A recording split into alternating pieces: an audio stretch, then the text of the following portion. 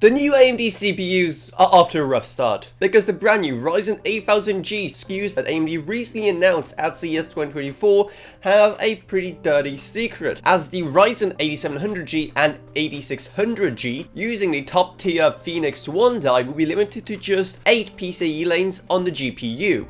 Which, okay, that isn't too bad, given that it's still more than enough for most people. And again, these are supposed to be really good APUs with great integrated graphics, and besides, from what we've seen at the demo so far from AMD, it looks like GPU bandwidth won't be too much of a problem. However, things get so much worse when you go to the step-down Phoenix 2 dies used on the 8500G and 8300G, as those limit you to just 4 PCIe lanes on the GPU and only 2 on the SSD. And that is when things start to get ugly, because that is literally 1/4 of the bandwidth that your graphics card should be getting. And I know what you're thinking, but wait a second, these are RDNA powered APUs. Not many people will be buying them to run with graphics cards, right? And yeah, that is kind of true. A lot of people will be buying these just because they're really good standalone chips and they don't need to also invest in a graphics card.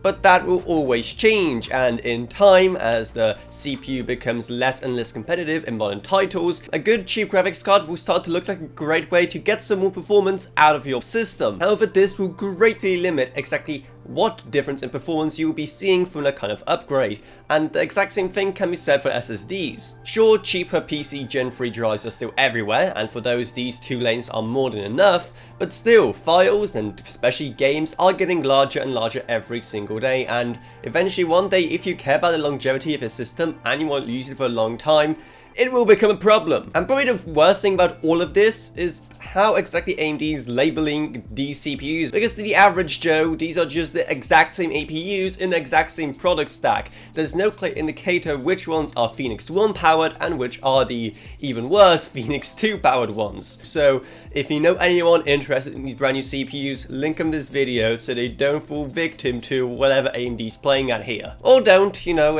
it's up to you. But what do you think about all of this and AMD's rather weird, almost malicious approach to all of this? Let me know down in the comments below, and while you're here, make sure to check out our Patreon, because that isn't a scam unlike these CPUs, depending on who you ask. Plus huge thanks to Gavin Burns, Justin Rage, Ella Roniak, Balash Velkan, Lars Pseudonym, Meg Sumner, Shane Allcroft, Lance B, and Level Up. But anyway, that's what it's. I hope you enjoyed this video. If you did, remember to subscribe, like, whatever, and I'll see you all in whatever I make next. Goodbye everyone.